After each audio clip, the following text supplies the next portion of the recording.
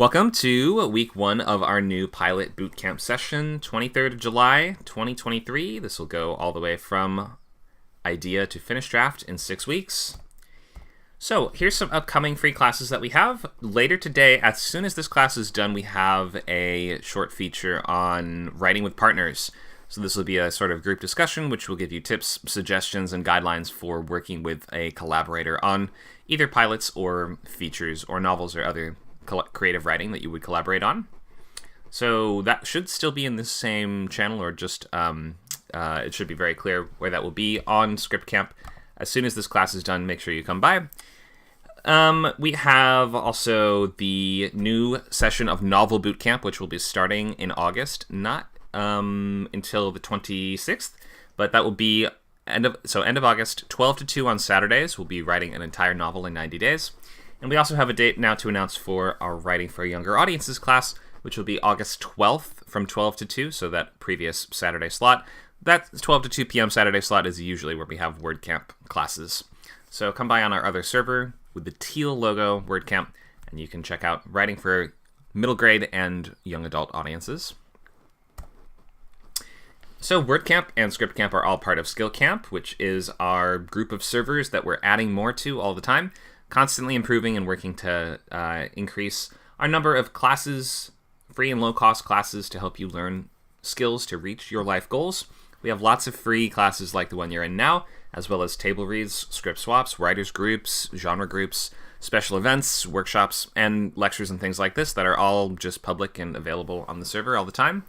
And we also have subscription tiers, so if you subscribe, you can access, for instance, the remainder of the classes in this session, which is a boot camp. So the first week, the week 0 and week 1 of the boot camps are free and public. But if you want to continue all the way to the end of these courses, you should subscribe at scriptcamp.net, which can be done for as low as just $19 a month with our new prices that we've just announced. So head to ScriptCamp and you can start your subscription for just $30 a month monthly. You can get access to absolutely every event, class, workshop, and lab that we do here. Access to video library, which includes hundreds of videos of previous classes, big discounts off proofreads and consultations. You'll earn script coins every month, which you can spend on table reads and things like merchandise and silly prizes like that, but table reads are what most people use them for. And just includes, it's unlimited access. You get unlimited access, so every single event on the server.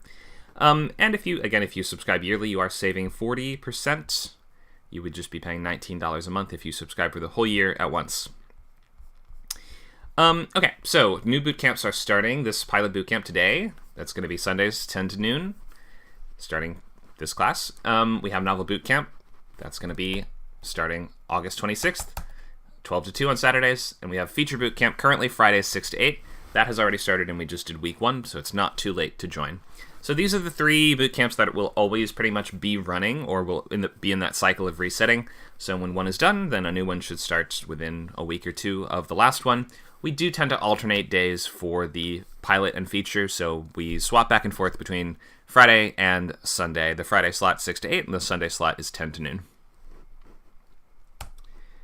And if you plan to sign up but haven't yet done so, you can just scroll down to the chat in Discord, and you can indicate which of the boot camps you're interested in, or if you have further questions, there should be an option in the poll for that too. Okay, so for membership, scriptcamp.net. You'll find all the different descriptions of the different membership options there. Let's get into this course. So week 1, story engine and logline. We briefly talked about story engines last time, but didn't get too deep into the specific elements of what constitutes one. And last week we also started sketchbooks and started work on loglines. So if you have not yet started that sketchbook, today is the day where you will be opening up that blank new Google document and starting a sketchbook for this upcoming project. We'll get to that in just a slide or two. We're going to try to finalize those series and pilot loglines today, so if you have finished one but not the other, this would be a good class to get that worked out. And if you're unsure about it or have questions about whatever it is that you've come up with for your either logline, then you can get the answers to that too. Next week, we get into structure. So today is all about just refining and nailing down the basics of your idea. Next week, we will get deep into the weeds on structure. So what needs to happen and where, how do act breaks work, where's the climax going to occur, where's the midpoint, how many pages should each act be, all these things, July 30th next week. Next week after that, August 6th, we have Outlining 2, which will be expanding our story beats outline into scene cards. That's going to be a full paragraph for every single scene in the entire script with page numbers attached to it, so we know basically where that scene is supposed to fall, and that will help you keep track of your pacing as you move through the writing process. So we're going to really prepare and try to figure out what happens on every single page before you even start formatting, start writing dialogue, start writing scenes, so that you don't actually have to download any screenwriting software until halfway through any of these courses. We spend the first half on just figuring out what will happen. Act 4 is week 1, Act 5 is week 2, week 6 is Act 3. So in each of these class meetings, we'll be talking about that specific section of the story, and you're going to be writing 10 pages a week if you're doing half hour, and 20 pages a week if you are writing full hour.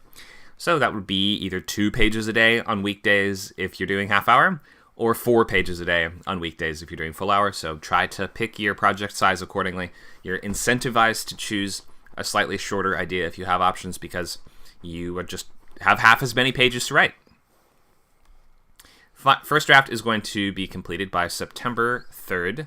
If you follow all the milestones of the class, it's okay if you fall a little behind. There's no grades or penalties or anything like that. But try to follow it like a boot camp. Try to commit to writing these pages and keeping your momentum up, even if it's not perfect or it's not exactly as you envisioned it, because your first couple scripts most certainly will not be exactly as you wanted them to turn out. So we will start with Sketchbook, so I'll go back to the slide on just how to make a sketchbook and what goes in it and basics like that. And you're going to be filling that out throughout the class. If you already made one and you don't have it open, I would open that now and just be working on that, solving those problems, filling in the blanks, writing down questions that you have about your own project, doing research, keeping all your notes in the same location.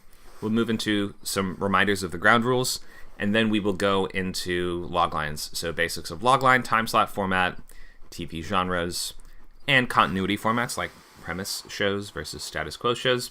Then we will have time to post your loglines, either your updated one from last week or your brand new one. And if you're trying to juggle or choose between a couple of them, then you can post up to 3 of them, and I can help you sort of pick if you want. You're going to answer questions on the logline and sort of just go back and forth with me on it to help you try to improve it as much as you can. And then you're going to keep filling that, or keep working on that, refining that for next week, and filling out your sketchbook as much as possible. Okay, so that's the schedule, that's the intention for today. Hopefully everyone has at least some idea of the kind of show that they want to do or write or work on, so we can kind of go over some basic tips for how to choose that idea.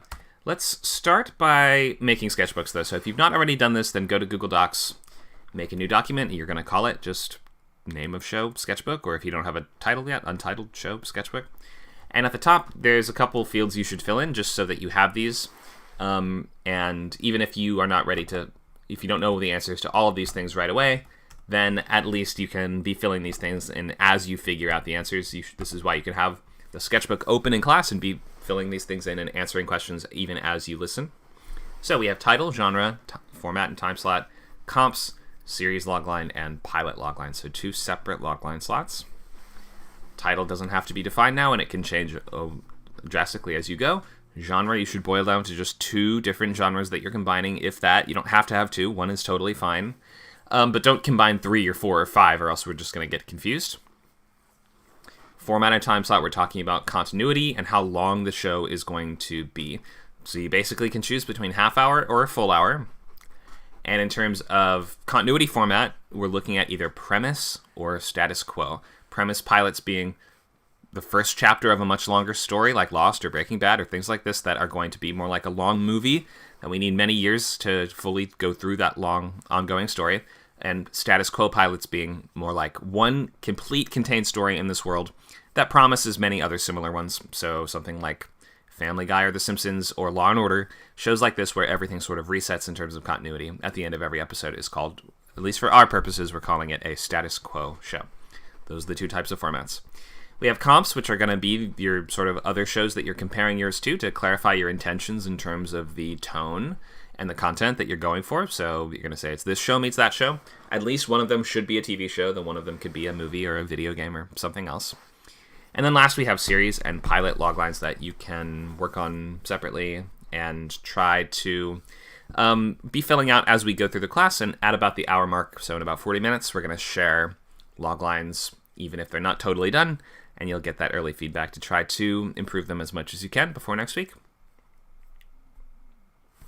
We have a comment from YouTube. David Samaniego says, our boot camps look amazing. Thanks, David. You look amazing. You should come join us on Discord by going to scriptcamp.net, and then you can get the link to join our Discord server, and you can be in the class if you want to.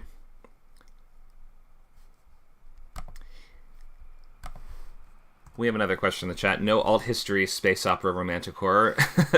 You could do that, but you would have to boil it down to just what are the two main genres at play there. So, for instance, you have to kind of prioritize your story elements and figure out, is this more of a horror or is this more of a romance? And in that case, you'd probably usually...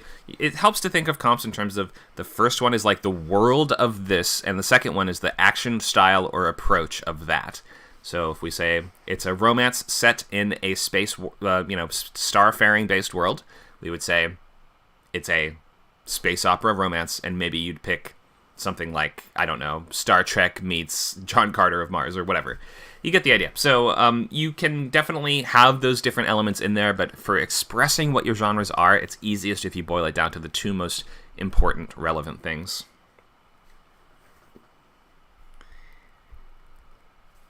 All right, so try to fill this out as much as you can until we get to the sharing portion.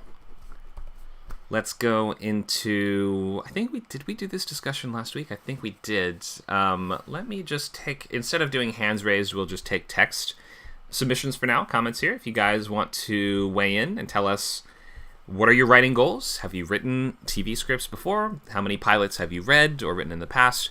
Maybe anything about your goals or the thing you're trying to write. Feel free to weigh in the text chat and tell us, and I can read a couple of these out loud.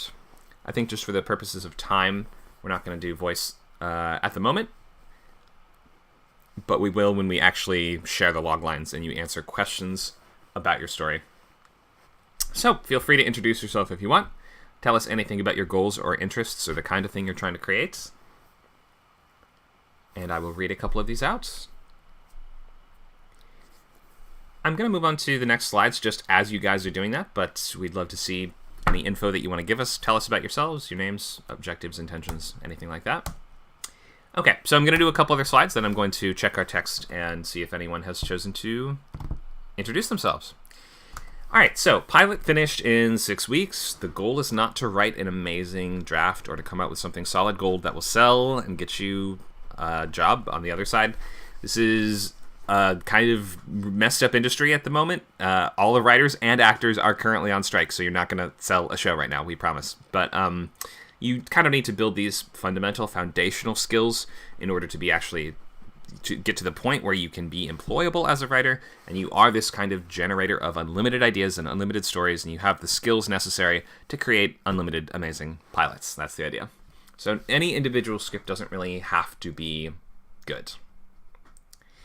We have a question in the chat. Did we have this logline workshop last week? So last week we had week 0 of the pilot class, which was an overview of everything and offering some early feedback on loglines. Today is week 1 of the class.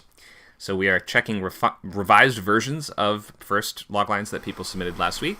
And if people are just joining the class now, then we are offering that first kind of feedback on their idea with the intention that they will be ready to start on structure next week. Yeah, we have a question in the chat if they're all on strike. It sounds like an opportunity to scab. That is not a good idea. I would not recommend doing that. You will be blacklisted from joining the Writers Guild in the future, and it will ruin your career. So definitely don't take a strike as an opportunity to do anything like that. So let's get a reminder of ground rules. So don't do true stories, anthologies, or adaptations, just because we don't want to be picking things that are going to drastically increase the time it will take you to complete the script. The 6 weeks is kind of a condensed format and time slot to be working in order to be writing something of this complexity. So don't add things that will be impediments to yourself. Don't pick something that will require a lot of research or exact fidelity to source material, or it's a family story that you have to get just right, or it's some deeply personal idea that you've been working on for years. Probably not the best ideas to pick for a 6-week boot camp where your goal is to write a script. You're going to, through writing successive scripts, through writing script after script, you're going to get better and improve at your skills so that by the time you actually do turn to those really important ideas, then you will be able to do them justice and execute them well. But you're not going to be able to do that well on your first try.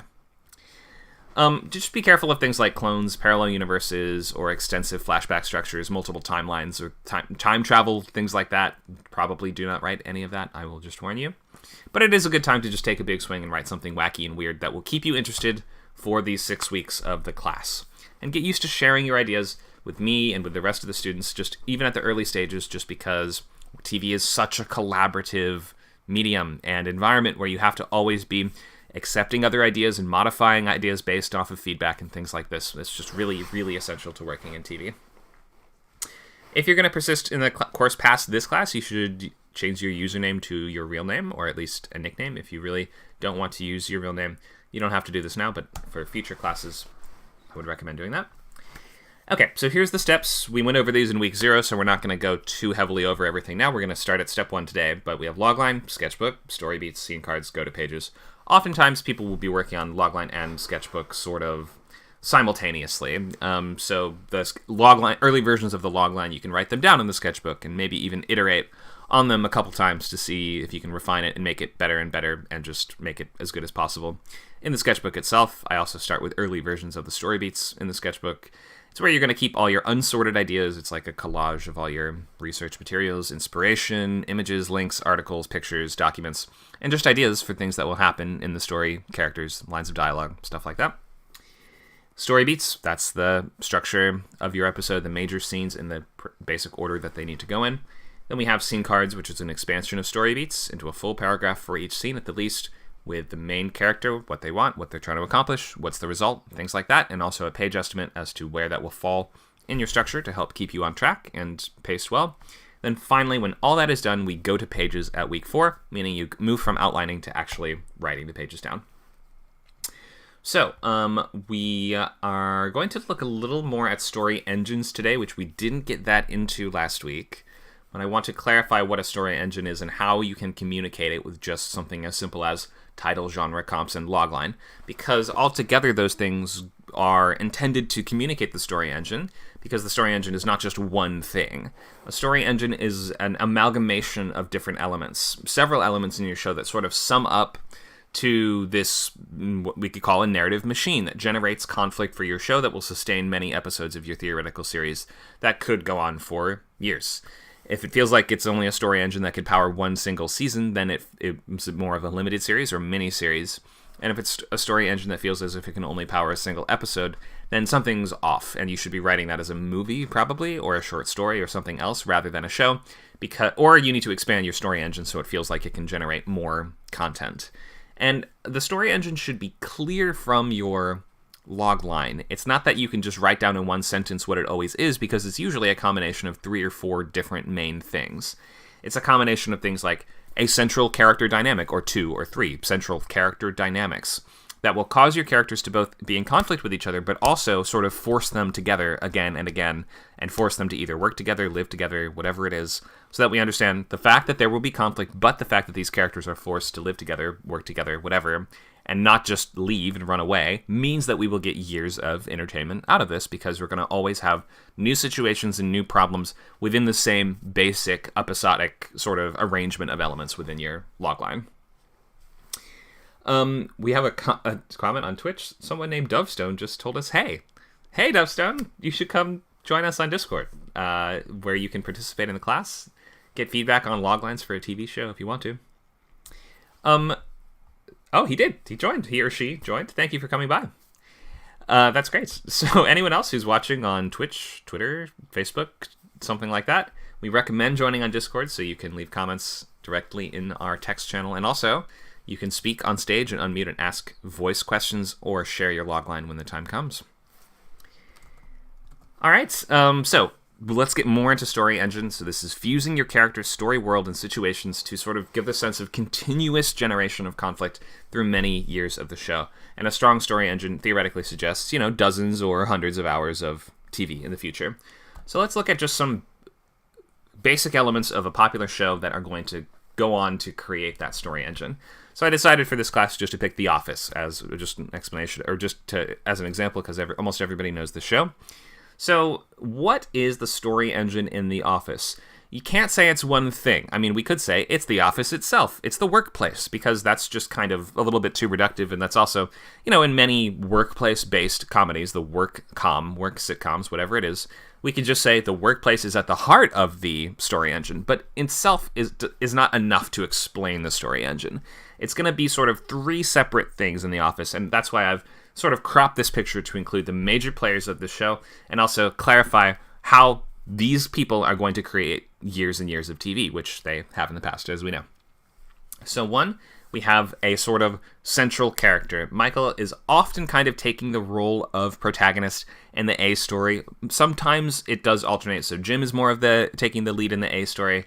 It depends on the episodes, and there are other A stories as the show goes on, particularly after Michael leaves, of course. But for the most part, let's look at just like the first 3 seasons of the show. Michael is kind of a flawed protagonist, but with a persistent goal. He's always going to be trying to do the same thing, which is increase sales and keep the office running smoothly and well. So just having that sense of a persistent goal for a lead character is often a really strong element of a story engine that tells us, okay, this is the sort of conflict we're going to be seeing in every episode. It's going to be related directly to the sort of work that they are doing in this environment. But the sort of flaw that comes in that adds that extra sort of layer of conflict to just the basic problems that would come up in a business is his personality, which is his incompetence, awkwardness, lack of political correctness, and his kind of desperate need for approval, which causes problems all throughout the show that need to be solved. So even without the rest of the cast of characters, we can imagine many different episodes that come from just the setup of, we have a boss that's going to keep things running smoothly, but he keeps getting in his own way and messing things up. In terms of comedy, having these flaws at the front and center of your characters is really kind of key for clarifying what the story engine is, especially when you consider that comedy is about dorks and losers. So having those flaws be really apparent and clear is actually very important for keeping the show moving forward at a good pace and feeling like every episode is going to have some unique conflict that's all sort of stemming from the same place, which is that character's traits. So we have that sort of central lead character, really important and pivotal in the story engine. Who else do we have? We have Jim and Pam. Jim and Pam are also sort of the co-leads on this show. We have their sort of very slow, gradual romance that takes center stage on a lot of the bigger arcs, and it sort of gives us something to care about from episode to episode besides just the problem of the week in terms of, we have to have a meeting on workplace sexual harassment. We have to have a big conference. We have a problem where the office is infested by bugs. Whatever it is, we have like an office problem every week. And then the sort of thing that a lot of people would watch for and keep them really engaged is this development of this central relationship. Because in terms of sitcoms, it's uncommon for there to be drastic character change or big arcs for many different characters all happening at once. Usually we kind of keep everybody in more or less the same spot, except if there is something gradually changing, it's almost always this central relationship. So you have to look at what is the sort of, it often takes the form of a central romance. Or it could take the role of, a friendship that's developing, or a relationship that's changing, or a boss and mentor relationship, something, or mentee relationship, something like that. But something that is changing from episode to episode that's not necessarily going to interfere with the problem of the week, but it is something that's going to change over time, and that has kind of an end game to it, which is eventually these characters will get together. And then once they get together, we have another end game, which is, are they going to move in together? Then after that, we have another end game, which is, are they going to get married? And then we have another end game, which is kind of, I guess, are they going to get divorced? But that's actually usually the marriage and a romance subplot is kind of where you should cap it off. And to be continuing to threaten this possibility of what if they get divorced in the future can kind of undermine them getting together in the first place. So a lot of shows actually really falter and struggle when they finally do get that couple together. You run into this issue where it's like, now we can't really use that as part of the story engine anymore. So you need to retune your story engine after those characters do, in fact, get together.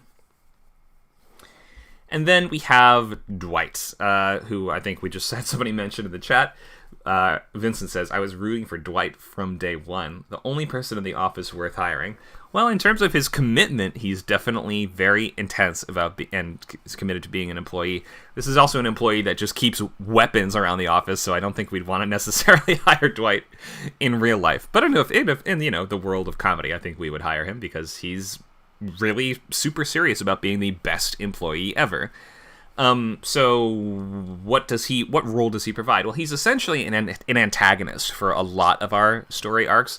Even though he's not necessarily directly working against our main character in our A story, sometimes he is, but not always. He's causing problems for them, and he's always jockeying for a position in the office, competing and engaging in various prank wars with Jim and with the others. So he acts as this kind of thorn in the side of many other characters and can often be injected into a situation to add a complication to it, or a wrinkle to it, or a ticking clock to it, or otherwise to just create a little extra layer of conflict.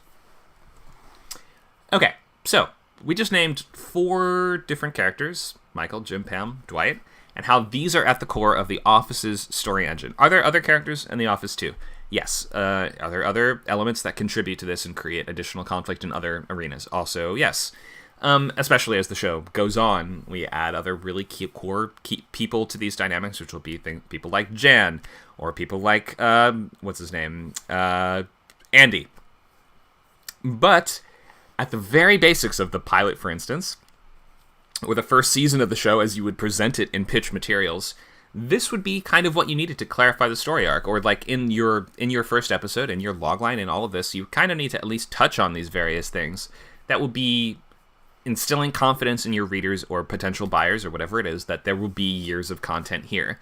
Because it feels like this isn't just one, like this could not possibly be, the full arc of these characters could not possibly be contained in just one single episode. There's many, many, many situations that could derive from just this arrangement of these 4 at the heart of it. So, any questions about story engine before we move more into looking at loglines? I hope this is super clear what the story engine is and how it can work and how you can boil it down to usually different characters that represent different elements of that engine. But let me stop and see if we have any questions. Meep, go ahead. Is this something we should probably be putting down in our sketchbooks, like formatting like the story engine to constantly remind us of what the story itself needs to like be about or how it's going to work? Or is this just an example specifically for a certain type that wouldn't work if you were doing, say, a premise or a premise type of show? Good question.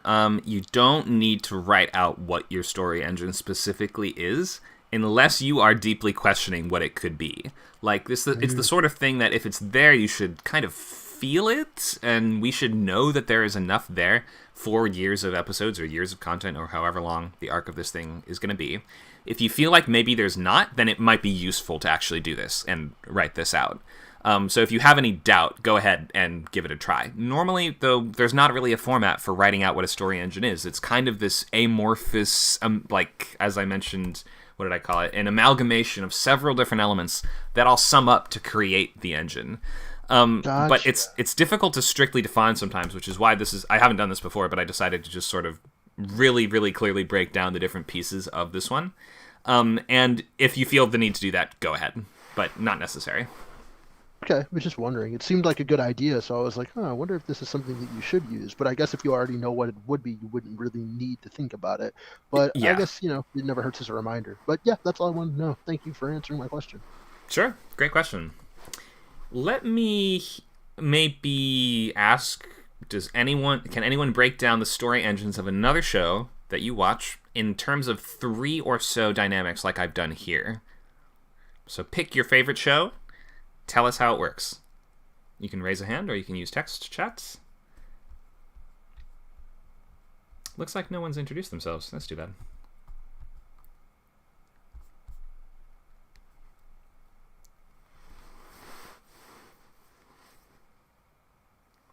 Meep, come on back up.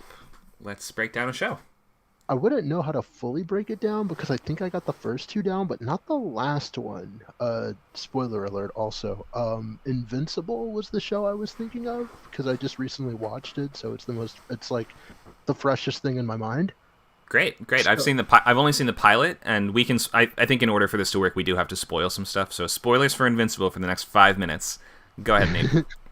So I would say like if I were to break it down, you would have Mark, who is sort of like the flawed protagonist in the sense that he is a hero who is like just getting started at like trying to be a hero and isn't very experienced. Hmm. Um the Let me see. I saw the second part that you had in there. Like, I guess another dynamic as far as maybe like the world goes, is oh man, this is tougher than I thought. Okay, so the antagonist I think would also be difficult because not only is he going up against several different villains in the show that he is unaware of, but the antagonist is also his father, Hmm. who's like the villain of the series, but that's slowly being kind of fed to the viewer as the story goes on.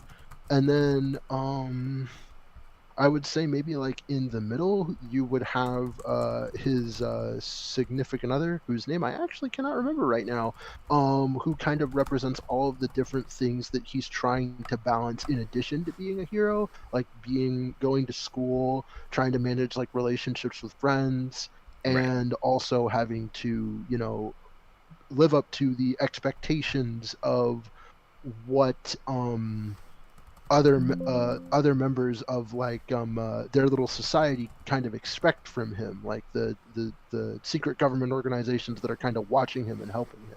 Right. Was that character named Amber, perhaps? The Mark's Yes, girlfriend? Okay. Amber. Yeah. So, yeah, let's break down. So this is the teen superhero coming of age kind of story engine, Yeah. right? Hmm. So, Hmm.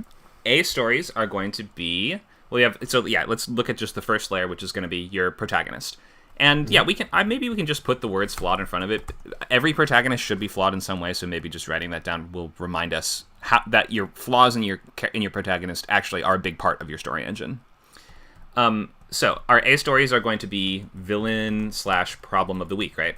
Super problem of the week. it it's kind of a premise story, but it plays itself off like it's like a superhero of the week type story. Right, exactly. Hmm. So we have the super problem of the week, and that is going to also tie into his development as a hero. Hmm. He is gaining power and learning how to control it. Hmm. So that's all pretty much always going to be at the A story of this genre. And then we have the B story, his sort of teen daily problem slash life thing, which, I mean, we could represent with his, for instance, relationship with Amber, Hmm. friends, conflicts at school. Does he get into the football team or whatever? And then we have, yeah, that sort of last main element of that is antagonist Hmm. with his dad, Omni Man, Hmm. which Omnidad. provides Omni Dad, sure, which is going to sort of from my understanding of it, the A stories do start to revolve around that more and more. It's not, you're right, it sort of acts It, as if it is going to be a Saturday morning problem of the week cartoon, but then this main problem becomes so persistent that it kind of, I guess, becomes the spine of the show, right? yeah, it like envelops the story after a while. Yeah, that makes sense. So that's the sort of central relationship. Central relationships really, really key to story engines, and having a central relationship with the antagonist is a great way to do that. You don't have to, but Hmm. some shows use that to great effect. Hmm. And biggest stakes. So that this third element here kind of ties together element 1 and 2 of the story engine. If A is going to be Mark's development as a hero, B is going to be his family and home life. The third Hmm. thing is both of those at once, right? It's sort of the ultimate test of both of those things. Hmm. Okay, so that's how this genre works. Usually we have characters that are sort of pulled in two directions, which in the teen superhero genre, this is always how it works, as far as I can tell, except maybe Teenage Mutant Ninja Turtles, which I don't think they care that much about fitting in as humans or whatever. And yeah, maybe in some of them they just don't really have a human life they're trying to balance. I mean, if you look like a turtle, there's not much chance you're going to do that. Right. But in any case, so yeah, we have the work life, that's layer 1. We have home life, that's layer 2. And And then you have to find sort of that third thing, which will often be some kind of overarching antagonist. And think in like Smallville terms, it's going to be like we have Clark and his tornado of the week or whatever happens in Smallville.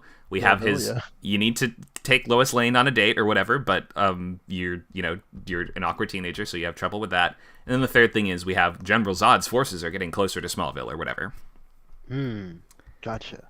So yeah, that's just how that genre works. The teen YA hero kind of genre has these really clear elements, and we can see versions of this all throughout. Like you can even see versions of this in stories that are not superhero based, right? But you can think of it then maybe your story engine might be, one is going to be like work life.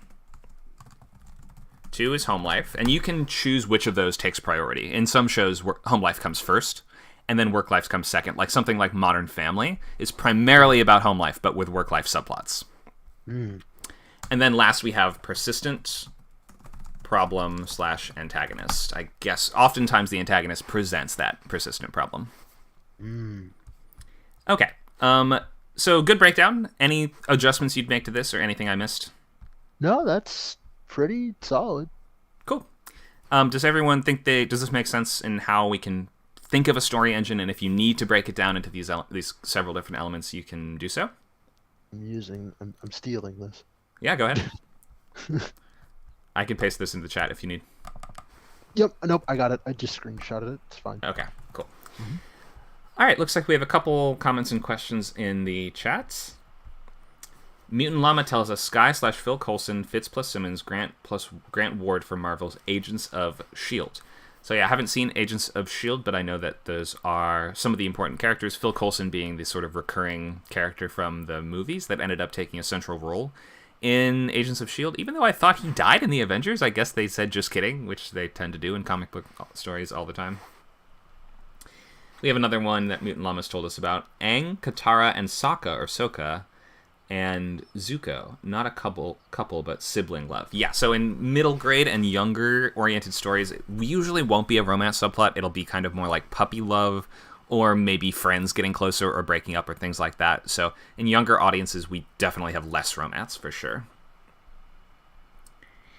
And then we have another comment.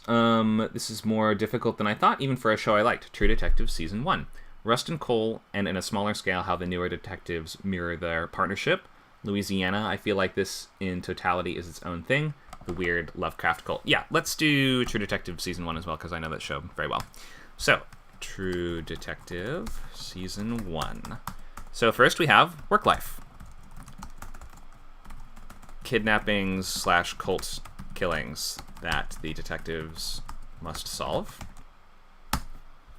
And we're gonna say Marty is our protagonist for True Detective. I know that Cole, it's basically a two-hander, but for the purposes of this, I think Marty is sort of more the audience character that we're like, I know he's super flawed and messed up, but he's kind of a little bit more the one that we're following along with. And Cole, to me, is a bit more of a Sherlock Holmes type character, where it's like we have to have a normal guy there to sort of watch his process and sort of comment on it and like be the everyman that is like, you're crazy for this one, Cole.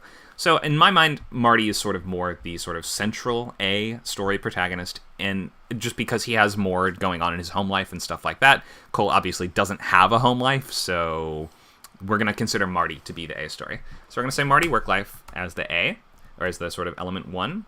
For home life, we have, let's put that as 3 actually in True Detective. 2 is going to be Rust. So this is going to be Rust relationship. We'll say friendship, / partnership.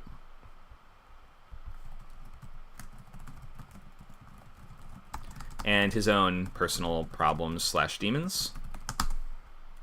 And then last we do have Marty, home life, wife, kids. His standing at the office, at the, police station, but standing with the force, etc. That's more work life than home life, though. Okay, so these are kind of, almost always we can break it down into home, work, and whatever work is in your show might be different. Work could be fighting crime, or work could be I'm working in an office and I'm selling paper, whatever it is. And then we have this sort of third element that you can use to make your show a little more unique, and it might be this persistent antagonist. It might be some other problem the characters are running into, or it could be another character entirely that throws an additional sort of wrench in the gears. True Detective is not an ensemble show. It's pretty focused, and it's only one season, so you can see that our major elements are all going to revolve around these two guys. We don't have a broad ensemble that we jump around between.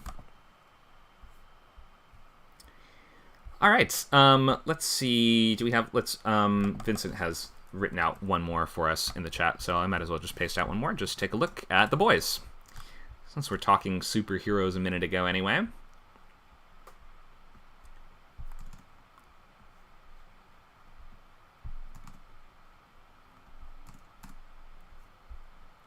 All right, so we start with Huey as the sort of everyman protagonist, our sort of way into this world. Sort of wimpy and non-confrontational, but I think that his development into becoming more of a superhero fighting badass is sort of like at the heart of the show. Him gaining courage and agency is really central to it. We have Butcher, who's violent and competent, becoming just as destructive as the heroes in his path to vengeance, so he's sort of becoming a bit more powerful and villainous as the show goes on. And then we have sort of the mentor-mentee relationship with them, and that provides a lot of good, moments where we see Butcher's trying to turn Huey into the hero that he needs to be, or at least the vigilante that he needs to be. So our A stories, so the work life, are going to be taking down the Seven, this group of central, the worst heroes in the world, and exposing the company behind them to prevent their expansion and other villainous things they do. We have daily problems, so that's going to be home life stuff. Every member of the Boys is sort of running from personal demons, and our main character has his own as well. And then we have our sort of main antagonist is this company, Vought, which is omnipotent, wide-reaching above the law, and Homelander as the sort of face of Vought and as the central antagonist of the whole show. He's a celebrity hero. It's kind of like Superman meets Captain America with an agenda to subjugate humanity. So he really has these villainous intentions, but everyone thinks he's such a good guy. Nice. So yeah, good breakdown, Vincent, on this one. Lots of really clear story engine stuff there. And then I haven't seen this one, so I'll just... Is this maybe someone... Is Diaspora Mutant Llama's own logline, or is that maybe a breakdown of a logline for an existing show? We'll share loglines for our own show. You say it's yours. That's fine. Okay, we'll share these and break these down in just a few minutes. Okay, so let's spend about 10 more minutes on slides before we share loglines. Let's see, do we have any questions on these basics of what makes a TV show work and click and create conflict for many years? Do we have any other questions on what we've been talking about here?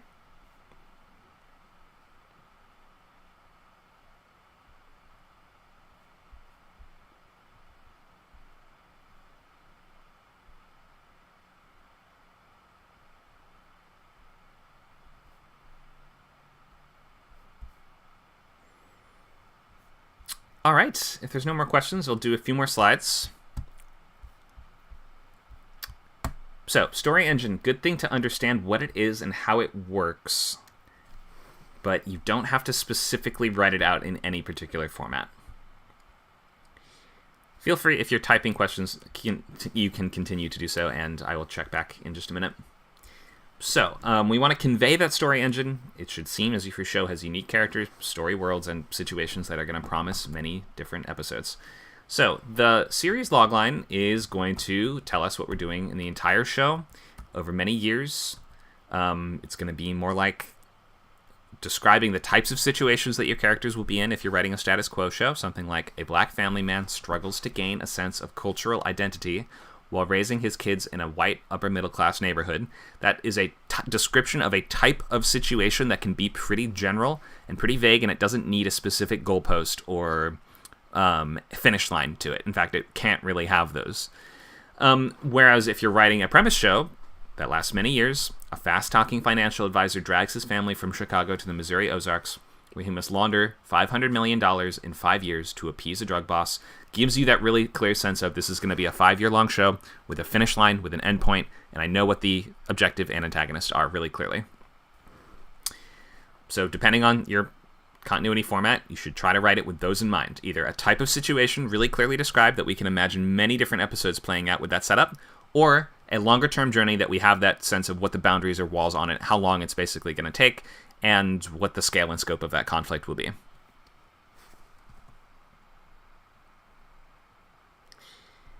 Okay, so let's look at Pilot Logline now.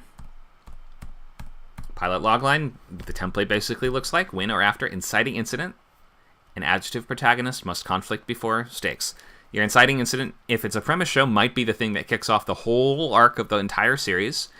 Or if you're writing a problem of the week status quo type show, then it could just be the inciting incident for that one episode.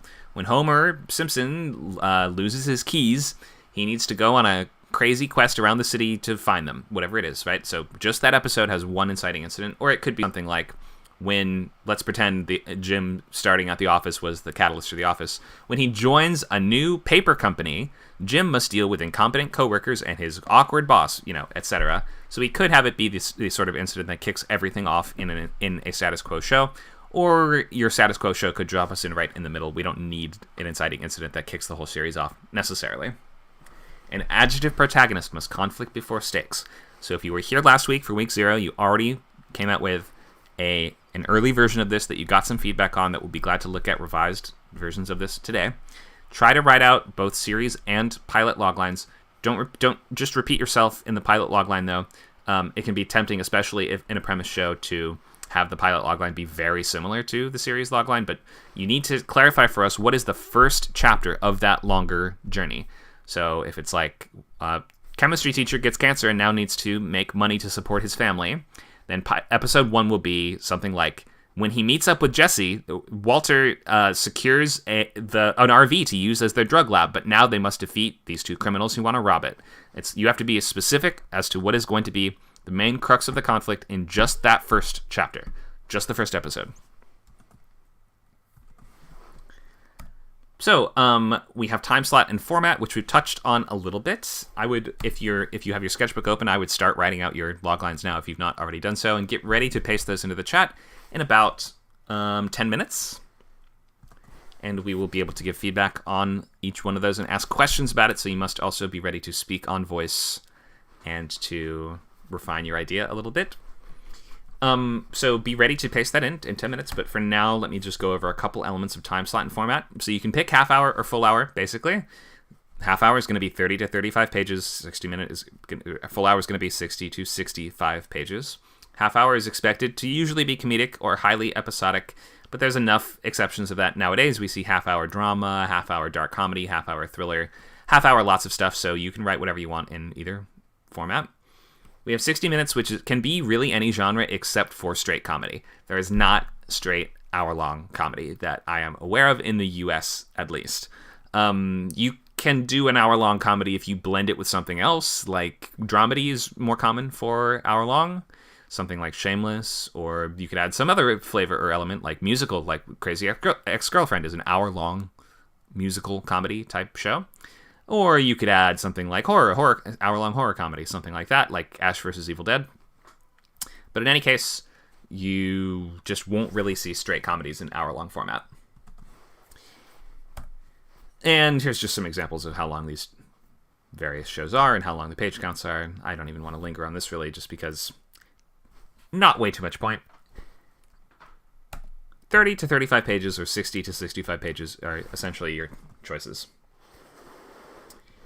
Okay, so here's the genres choices that you have. Don't invent your own genres because people just won't know what you're talking about. And don't combine more than 2 different things because, again, if you combine way too many flavors, it will just start to seem like a random soup of nonsense.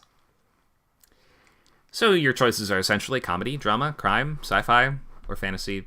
Some people mash those together and say sci-fi fantasy, action adventure, mystery thriller, or horror. For the ones with slashes in them, like action adventure, a lot of people combine these together in their minds, and you can just pick one or the other, and we will probably know what you mean. And we have options like procedural, which are going to be generally based on an institution like police, medical, legal, or first responders, or something like that. Some job that the characters must take on. And there's examples of procedural comedies, too, but they're a little more rare. Something like Brooklyn Nine-Nine is a police procedural that is also a sitcom. And last, we have animated, which are usually going to be half an hour and either comedy or action adventure, but there are also exceptions for that nowadays, too. It doesn't necessarily have to be.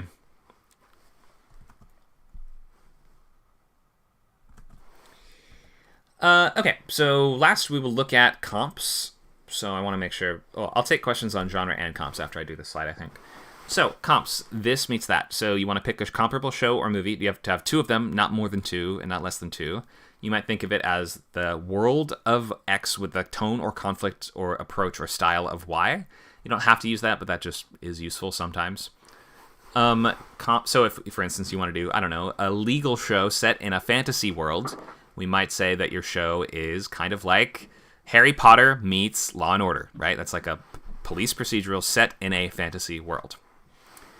So comps are stupid and kind of cheesy feeling for the most part, but they're still a really useful tool, and a lot of people do use them in the industry. So even if you don't love it, you should still come up with two comps to express what you're going for, what is the tone of this, what is the subject matter of this, and what people can expect for this.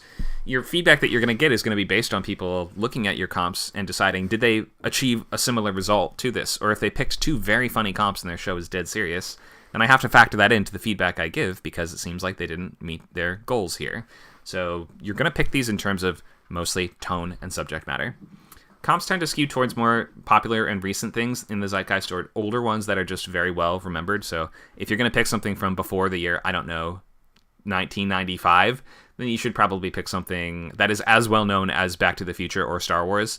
Old and fondly remembered things can always be used as comps just because more people will know them, but you just don't earn points for having a comp that nobody knows. So don't try to pick way too trendy things. Don't pick the most popular thing in your genre every time, but definitely don't try to be obscure and show off either.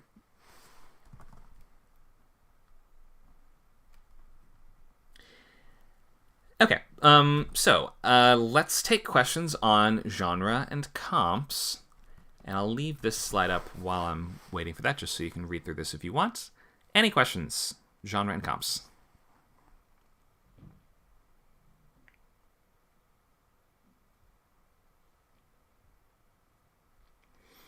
Question, are there any shows you know that combined action and horror specifically effectively? Any shows? Yeah, action horror, I've had a couple people actually ask about recently just because it's not a super common genre. It does require a combination of two opposite things, which is very competent characters and very vulnerable characters. I would say some episodes of X-Files definitely have elements of this, where we have like supernatural investigation type shows, where we have characters that are needing to use supernatural gifts or team up with supernatural people to figure out the answers to mysteries, but then also have to then fight or combat those monsters in some way. We have, Meep mentioned Walking Dead. Yep, that has a lot of horror and a fair amount of action too. Nacho's given us The Strain. We have a suggestion of Megalodon. I'm not sure what that is, if that's a show. Yeah, I think I'll come up with I want to do some thinking of that and come up with some more examples for you. But there's definitely a reason that action horror is one of the smaller subgenres, because it's kind of inherently contradictory. We have a question, is romantic comedy considered a genre in and of itself, or a combination of romance and comedy?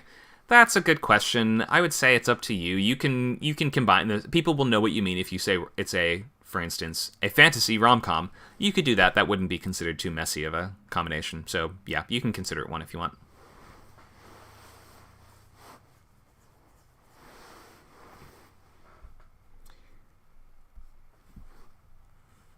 Any other questions? Oh, you know another good show that was good action and horror? Castlevania on Netflix. Check that one out.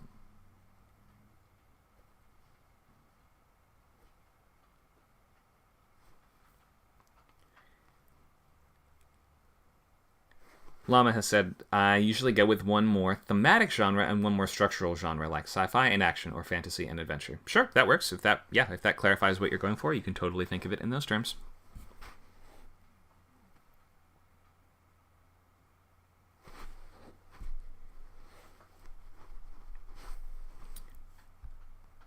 So you can continue typing questions if you want.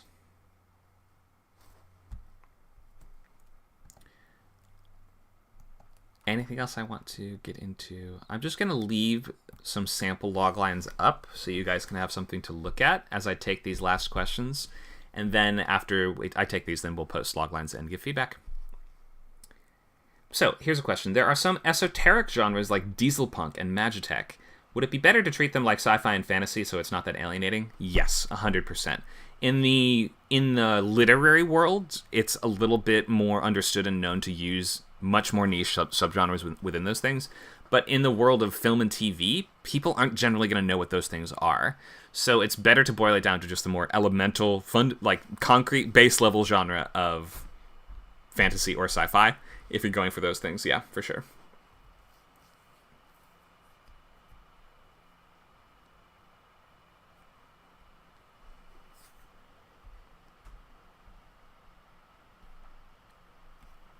Good question, though.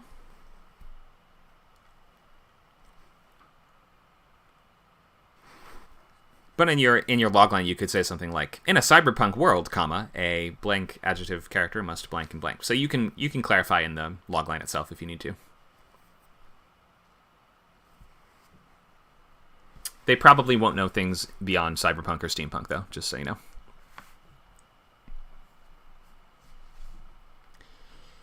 Okay, so I think we will move to sharing loglines. Yeah, why don't I just leave the examples up, especially of series logline, because a lot of people do struggle with this. So let's go ahead and share and post your loglines now. I'll try to get to all of them. There's about 10 people here. I'll get to, like, if half of people share, I could probably easily do them all.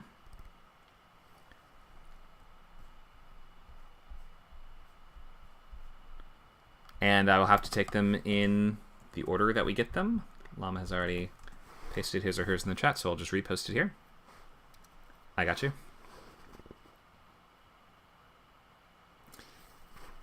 So go ahead and paste these now. I'll give you guys a minute, and then I'll tackle them in order.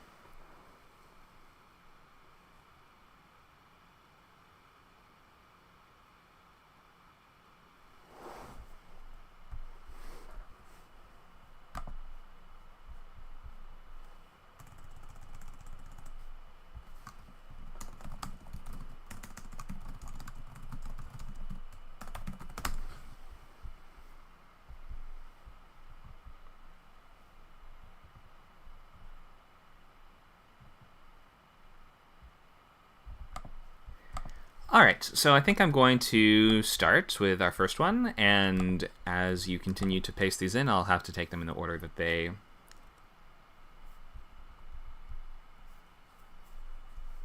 So I'm going to get started.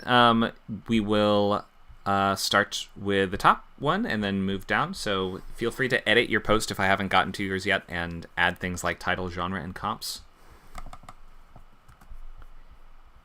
We have a question. Can the pilot logline be a bit of a repeat of the series logline? Meep has asked. It can be, but so the reason I had touched on this before was it shouldn't just be a copy and paste. You have to clarify in the pilot logline what specifically does your character have to do in the first chapter of this story. So really make it clear how this is different and distinct from the series logline if you can. It can start in sort of the same way, but then like the first chapter in a journey should be described very differently than the entire arc of that journey.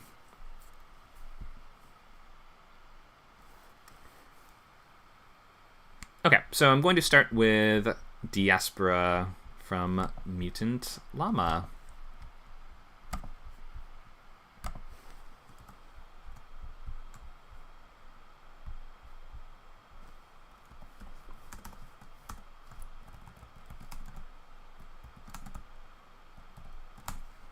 All right, I have invited Mutant Llama to the stage to speak. You'll have to accept the invitation.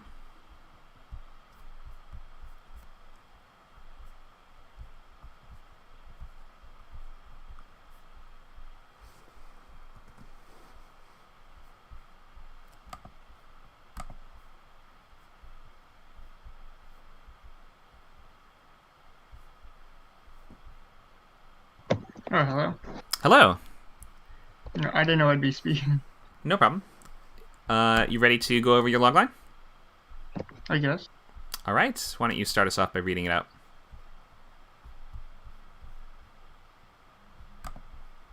Logline, after only a couple hundred humans survive their destruction or are scattered around the galaxy, one of them, an English historian, tries to preserve his home planet's legacy while navigating the complex interstellar community with help from a traveling alien cargo who has seen it all. All right. Thanks for sharing this. So this is the series logline, right? Yeah. Series. Okay. So, let me read it one more time. So, comps are Star Trek, Agents of S.H.I.E.L.D. I wouldn't pick a specific season for your comps. Just say the show, and we should, if only one specific season of a show communicates what you're going for, then you may have to just pick a different show, but it's okay to just use this for now. So, Star Trek, Agents of S.H.I.E.L.D., and what is HGTTG?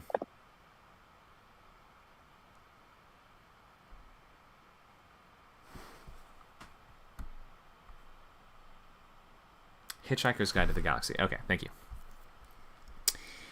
So, I would... you have 3 comps here. I would limit this to 2 comps. And also, you have 2 pretty serious ones and then 1 really silly, goofy one. So I would just maybe... If you're trying to say this is like a comedic space adventure that is set in a space opera world, I think Star Trek meets Hitchhiker's Guide would be a fine set of comps. If this was more like a team-based hero type of show with comedic sci-fi elements, then Agents of S.H.I.E.L.D. meets Hitchhiker's Guide would be better. But narrow this down to 2 comps in such a way that clarifies your intentions a little bit more is what I would recommend. Okay, let's check the logline one more time. After only a couple hundred humans survive the Earth's destruction and are scattered around the galaxy, one of them, an English historian, tries to preserve his home planet's legacy while navigating the complex interstellar community with help from a traveling alien call girl who has seen it all.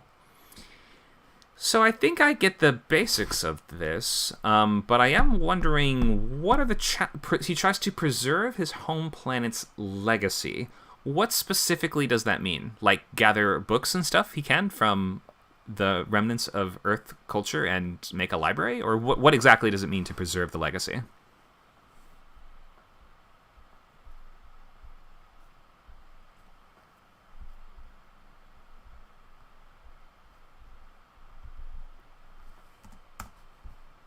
Are you still there?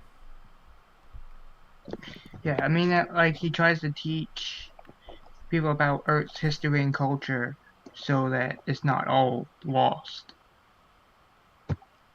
Okay, and so you're like saying that... hang on to a little bit of it. Right, and so that's difficult because why? Because humanity is dying out? Yes. It is. Okay. So I think that might be a little bit more of an important element than using all these words to set up the specifics of the situation in the very beginning.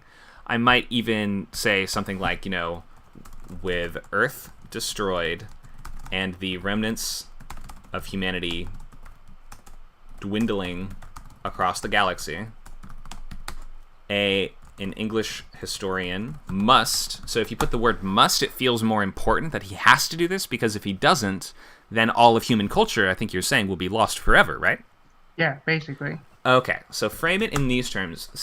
Tell us what the actual problem is. The problem is that humanity is scattered, and now the last humans are either dying out or they're spreading out too far, so we're losing all sense of human culture. So with Earth destroyed, all of humanity scattered around... Go ahead. They're being scattered around. They're being assimilated into these alien cultures, and I see. Human culture is being forgotten. I see. Okay, cool. So maybe say something like, "Must gather and preserve lore, knowledge, artifacts." Maybe clarify exactly what kind of things he's trying to do to preserve human culture before it vanishes forever, something like that. And then maybe you can work in if this central relationship with this alien girl is really important to the show, you can sort of find a way to tie that in too. But just in terms of the basic expression of the importance and urgency of the situation, I'd recommend rephrasing it a bit along these lines. Does that make sense? Yeah. Okay, cool. And then a pilot logline would tell us in this very first episode, you don't have to have this ready now if you just aren't ready yet, but in the pilot episode, you'd be like, when the last ever library, when he hears a rumor that the last ever library book is on a remote mining colony, the main character and his girl, they head there and they encounter an evil squid alien that is threatening to eat the book, or whatever it is, whatever the problem is, like that specific problem in that very first episode. Any questions on this? Not right now. Okay, great. Well, thank you for sharing and submitting. I like the idea. Great title, very evocative. Thanks, Lama. Let's move on to our next one. We will get Pappy Penguin. Hello? Hello. Hello.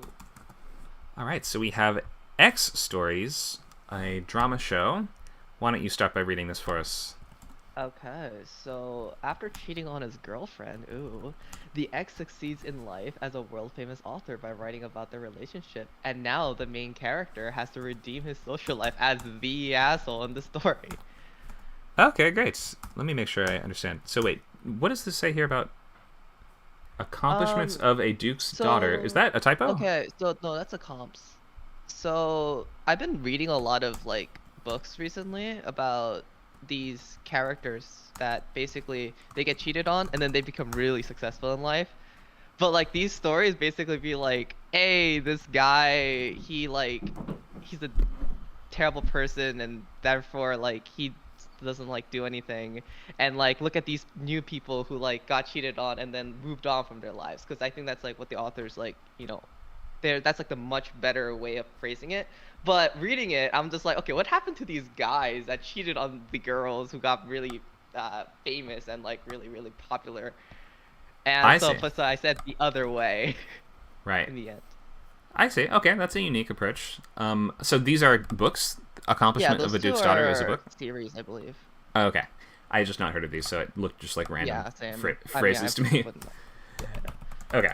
But good to... Yeah, so for comps, at least one of them should be a TV show if you can. Yes, it's okay if the other ones are something else, though. So, logline. After cheating on his girlfriend, the ex... Hang on. The ex succeeds in life. The ex what? So... Let's just say I think you mean she succeeds in life, right? Yes. After cheating on his girlfriend, she goes off to succeed in life as a world-famous author by writing about their relationship. And now he has to redeem his social life as the asshole in the story. Oh, I get it. Okay, it took me... I think something's a little off about the phrasing, but it's a good premise. It just took me a minute to understand what you were saying. So what you're saying is he cheats on his girlfriend, she goes off and writes a book about it, and she becomes super famous based on that story. And now because... it's really clear that the book was about them, everyone hates him because they think that he's a jerk and a cheater, which he is, right? Yes, definitely. He is a jerk. Okay. This sounds like a comedy. Protagonist. It sounds more like a comedy to me. I mean, you sure this is a drama? I was thinking about it being comedy, but then I'm like, okay, but it's kind of serious. Like, like cheating is not shouldn't be like looked light upon. In a comedy world, I mean anything can be. Here. I was thinking of a more comedic tone as well. Maybe we could say dramedy as well. You can, if you say dramedy, then it could be either half hour or full hour, and also you can kind of do whatever you want with the tone. Dramedy is a very versatile genre like that. Okay, so let's just work on the logline a little bit, because once I understood what you were saying, I really liked it and am super into it. So let's say series logline. All right, so after cheating on his girlfriend. So let's maybe start it a little bit later in the story, and we'll say something like, after his ex becomes famous for a tell-all book about his, whatever, terrible ways in their relationship, something like that. Okay. And then you're going to describe the main character in such a way that we understand who he is a little bit, it's okay if you're not sure yet. And it may take a little time to figure out exactly how you want to phrase this, but you might want to sort of say, is he actually a bad guy, or is he secretly a good guy and it was a misunderstanding, or like we're kind of want to get the basics of who the character is. So if he's like Kind of like I go ahead. want him to be bad enough that he is, you know, willing to cheat on somebody, but I want him to be redeemable at the end. So I kind of want like a hero's journey arc where like, oh yeah, he like becomes better towards the end. Okay. So in that case, I think you should describe him in terms of what is the flaw that led to him cheating, and causes other problems in his life. So is he like impulsive? So that would be a good, for instance, that would be something that would kind of explain why he cheated, not justify it, but explain why he did, and also be a trait that's going to cause lots of other problems for him as the show goes on, which would help to clarify our story engine a little bit. So if you might say something like, after his ex becomes famous for a tell-all book about their terrible relationship, something like that. An impulsive former cheater, or maybe you might want to say, describe him in terms of like, what arena are we going to find him in exactly? Sometimes we default to like a job.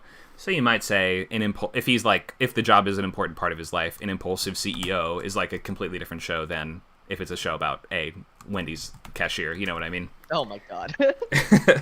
So let's, like, for now I'm just going to pick something. I'm just going to say an impulsive fry cook. You don't have to use a fry cook, but just that's a very SpongeBob way of approaching this. But I'm just picking that to tell us the world that we're in a little bit more. An impulsive fry cook must, what do you say?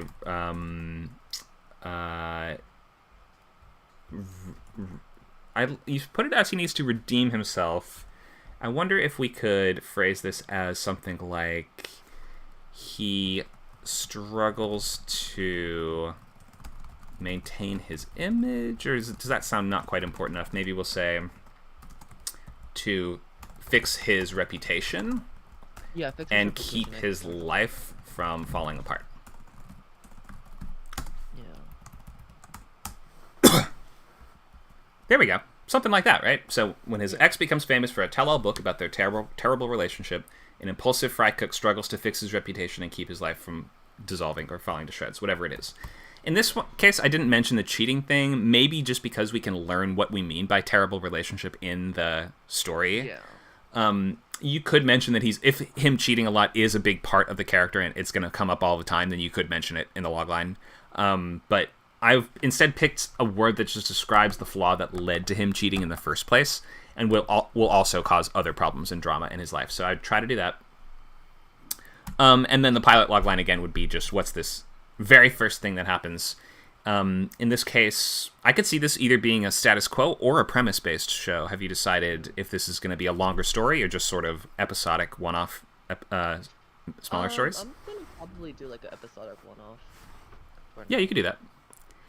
So in terms of comps, I would look at maybe things like The Other Two, which is on HBO now. And then there's a lot of dramedies on Hulu. They mostly have names like, I think there's one called Casual. There's one called, gosh, what is it called? I think it's Jason Reitman's show. Can't remember the name, but check Hulu for dramedies with similar tone. I think there's one called Crashing. Or there's one called Looking. Crashing is a separate show that's also kind of like this. They all have names kind of like that. Got it. Okay, so really good premise there. I can see how that might be a longer journey that he has to... I mean, he's going to try to hire a lawyer for a defamation case, maybe. Could be an episode. Like, he's going to try to legally make her change the book. He's going to maybe start a website that's like, here's the truth about me. All these things are lies. Like, I can see a lot of episodes. It's a strong engine, is what I mean to say. And the fact that he's such a terrible guy, or the fact that he at least is thought of as this, that's what I guess made me feel as if this would make more sense as a comedy. Just because, unless it's like such a complex Mad Men type character portrait where we're just like, what makes this guy tick, right? Like, what's like, this guy is so complicated and so multifaceted. I wonder I just want to dig into that character. You could do that as the drama version, but to me, if we have a main character that's sort of a jerk, a cheater, a loser that is we're trying to root for, then comedy usually makes a little more sense. But it's up to you. Okay, questions on this? So it's like I have to look at a lot more shows in the genre, and Okay, I think I'm good for now. Cool. Yeah, you'll need a pilot logline for it next time. Yeah. Thank you. Thank you. All right. Let's see. Who do we have next?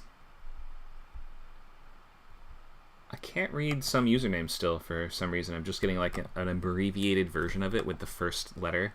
I'm just gonna call you Bugs Bunny. Is she here? No, I think she left the room. Okay, we'll move on to. I'm seeing N. ... The script title is Walsh.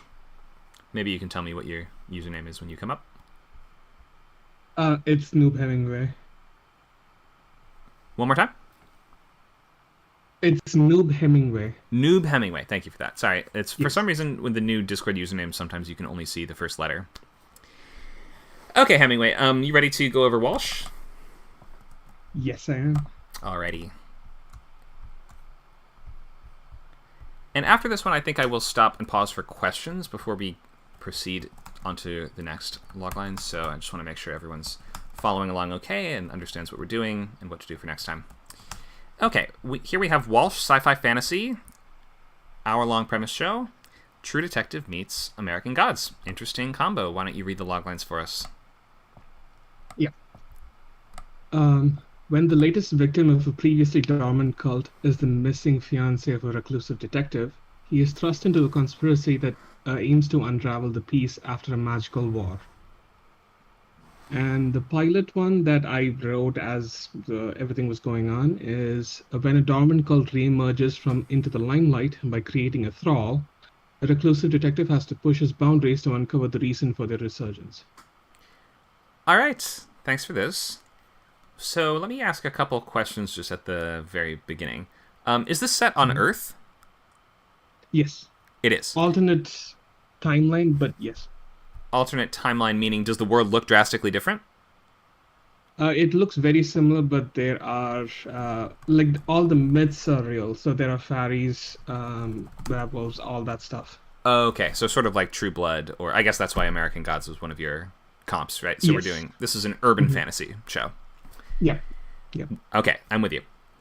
When the latest victim of a previously dormant cult is the missing fiancé of a reclusive detective, I feel we've taken too long to get to the main character. I think we should start Yes. with the.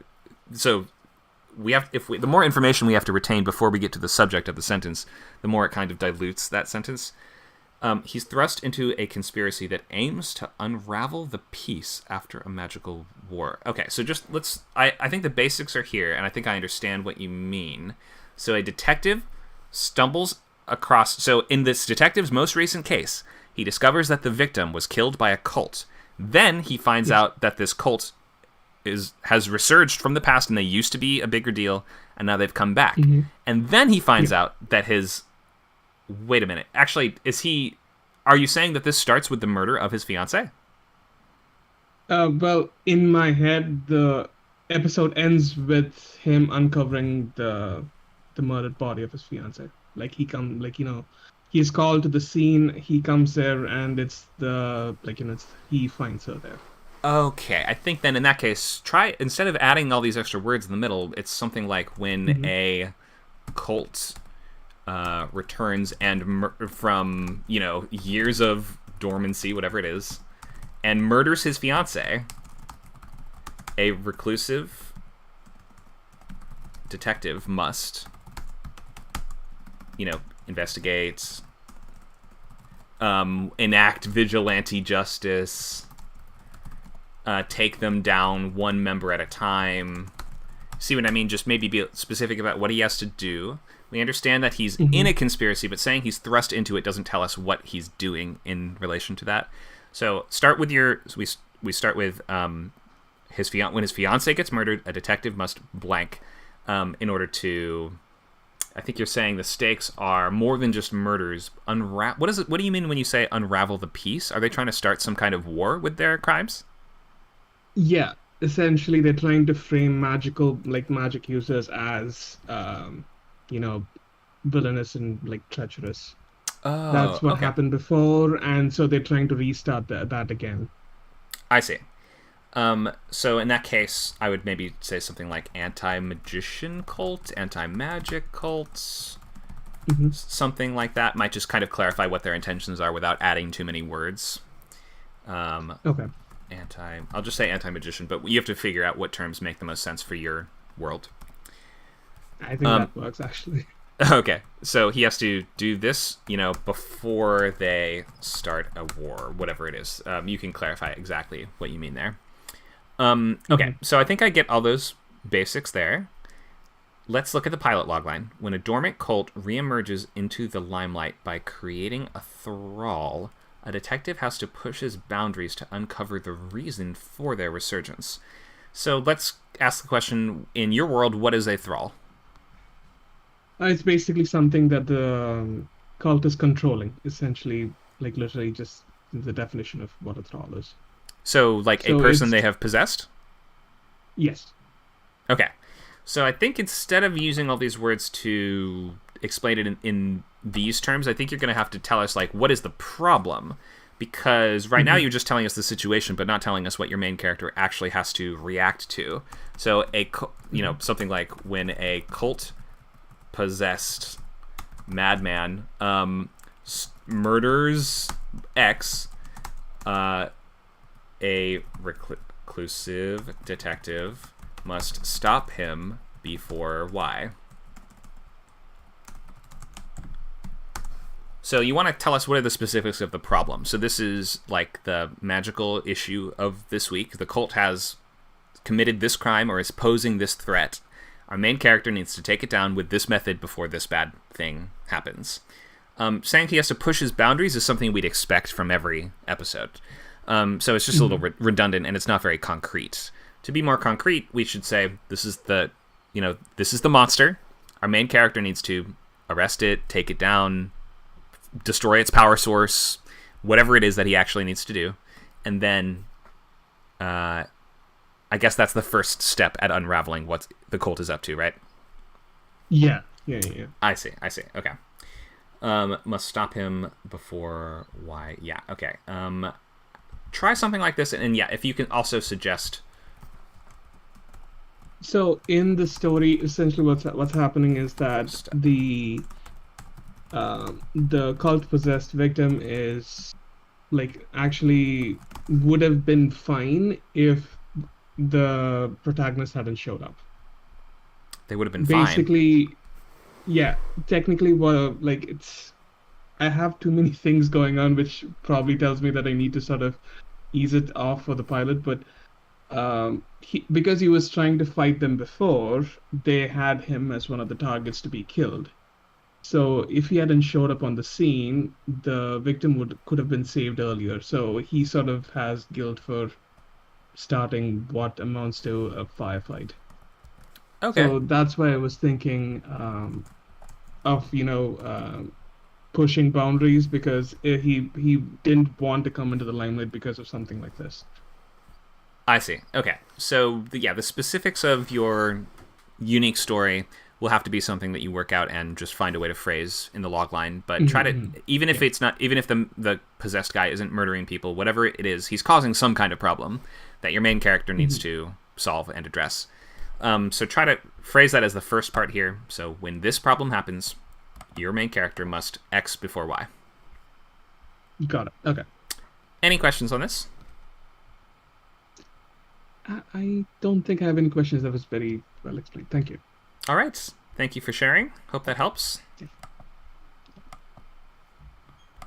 Alrighty. Let me pause for questions on anything we've talked about so far before I proceed to do more loglines. I'll also scroll the chat to see if there's any questions. Oh, so Bugs Bunny says, I'm watching through YouTube, can't really join because I'm outside my house, but wanted to participate. Okay, so if you're still watching, I can still give feedback on your logline, even though you're not here to answer questions about it. It won't be as extensive as if you had been here, but I can do my best. If there's no other questions, I'll move ahead to do Bugs Bunny's logline. and then we will move through the rest of them. Okay, so I'll have to just work with what we got here. Maybe need some ideas for comps, it looks like.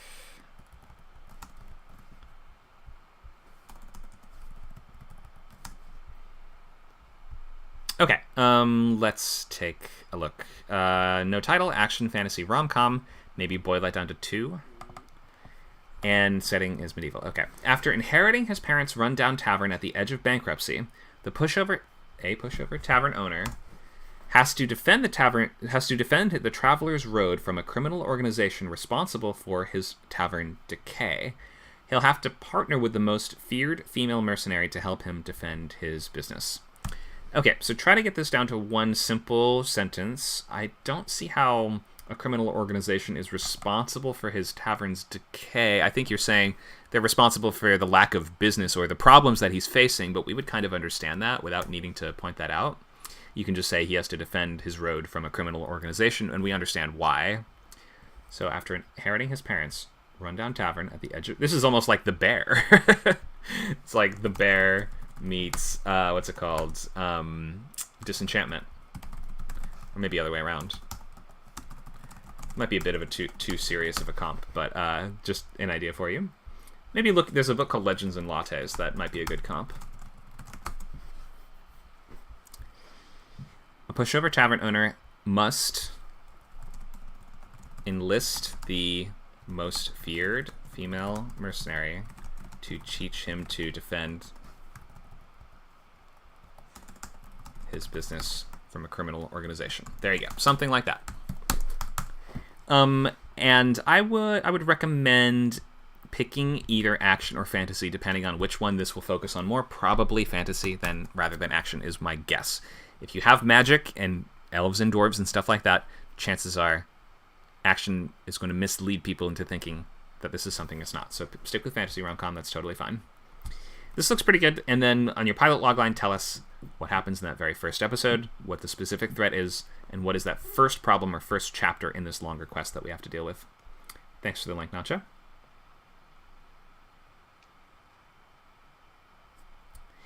Okay, we're going to move to the next. Hope that's useful for your logline, Bugs Bunny, or whatever your username is. We're going to move to...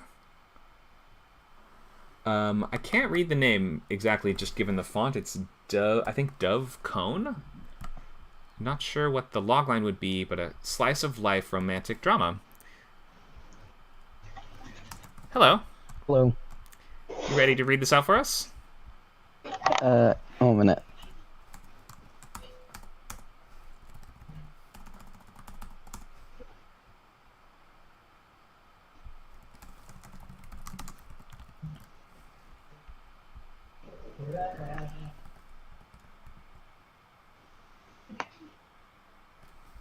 I put it in.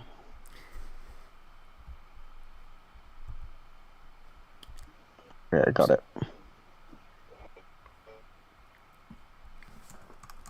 So do I just read it out? Yep, whatever you got.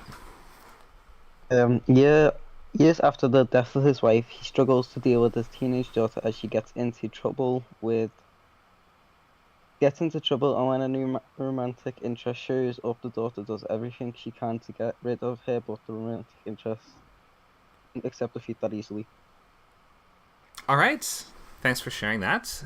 So, comedy, romance, drama, I think I get it. So you've sort of gone into this logline telling us he struggles to deal with his teenage daughter, but you haven't told us who the main character is. So the easiest way to define them is adjective and then a noun. So you might start with the character's job is often a good place to start. You might describe him as an absent-minded father, though, if that is the most relevant trait for the story, whatever it is. So you don't have to have an answer now, but do you have an idea of who your main character is? Not really. Not really. That's all right. So I'll put a placeholder here. So I'll say adjective, protagonist, struggles to deal with his teenage daughter as she gets into trouble. This feels like kind of two separate sentences or thoughts, though. When a new romantic interest shows up for him, The daughter does everything she can to get rid of her, but the romantic interest won't accept defeat that easily. Okay, so that sounds like a sort of...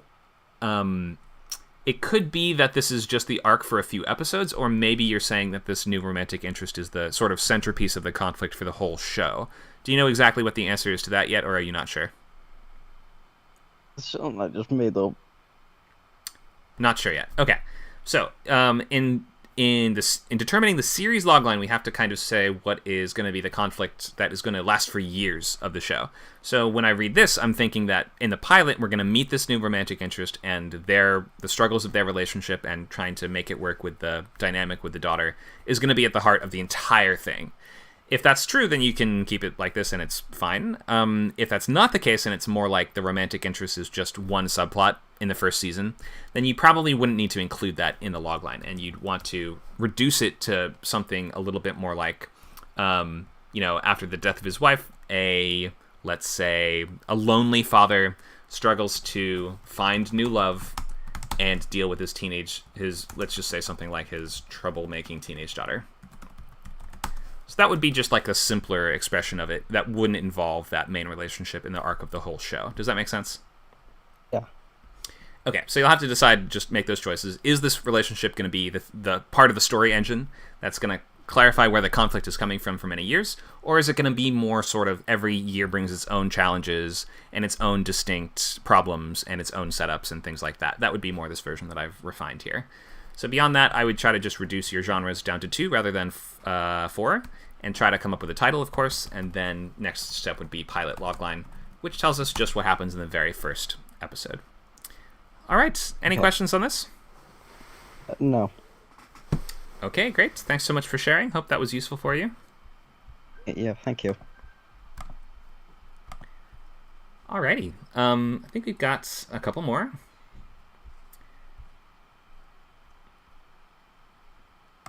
All right, let's go to Vincent. Antumbra. Again. Hello. Ready to share? Yep. Great. Go for it. Just a moment. So, Antumbra, 20 to 30 minute runtime, serialized. That might be a bit too short, but I guess I'm going for more of an animated feel here, maybe even an anime, who knows? Okay. Genre, action horror, really set on that. I think I actually ran this idea by you before, so maybe I've improved it a little bit. Comps, Astrus's The Evil Dead, Cabin in the Woods, Suicide Squad, Hellboy. Pretty much, arguably, the things that inspired it the most. Series logline. Captive supernatural creatures are conscripted into a secretive task force, fighting to keep their own kind consigned to the shadows. Maybe a bit cryptic, but I'm trying to keep it as brief as possible. And pilot logline. Desperate after the world's top occultists are found murdered, the eccentric director of a paranormal containment agency sends an expendable team of their own monstrous convicts to investigate. All right, thank you for that.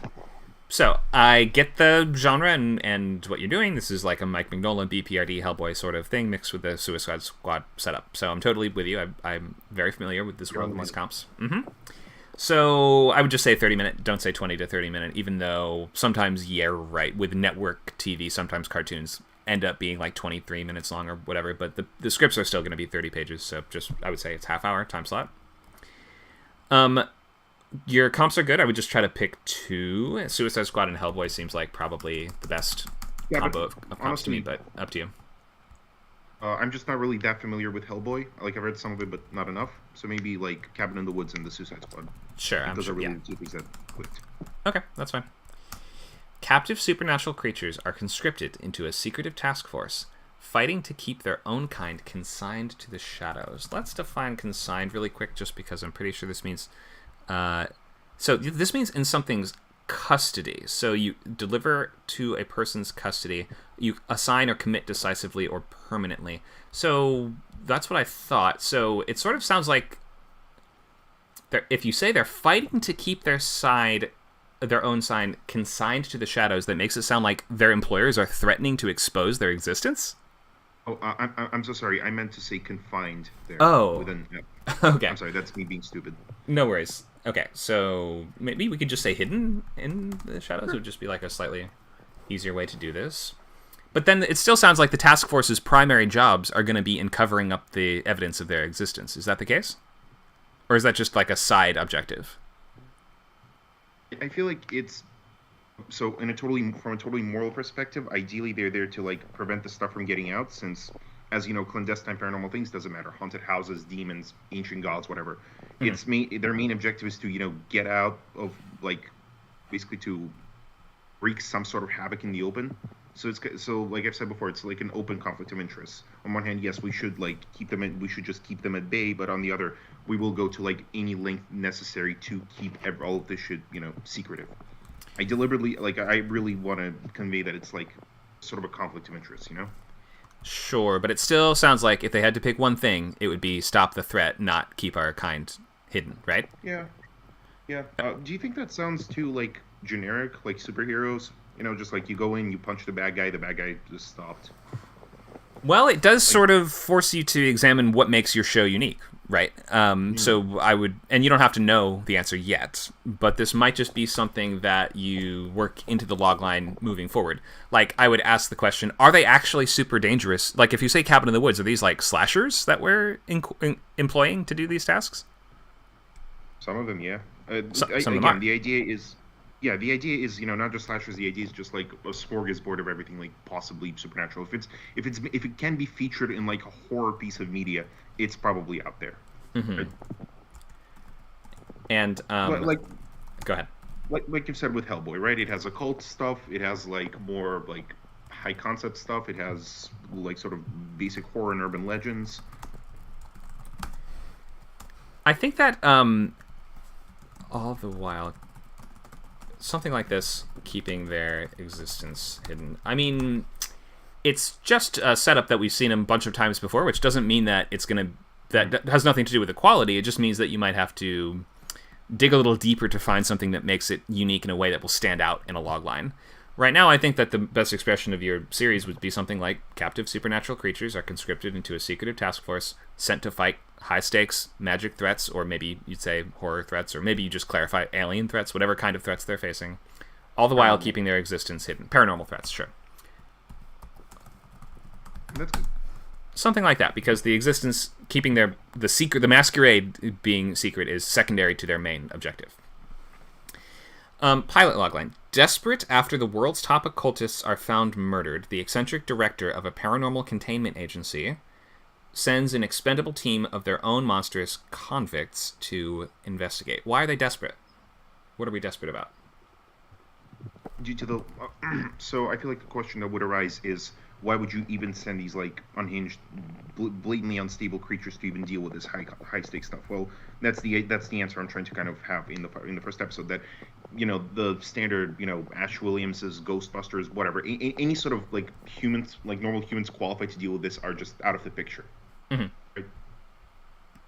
But so what threat are we facing? Do you think it's inadvisable to keep it vague? No, I would definitely be really clear. Mm-hmm. An eldritch deity, basically. Okay, so clarify threat / It's not antagonist. amazing, but it's a pilot antagonist. That's fine.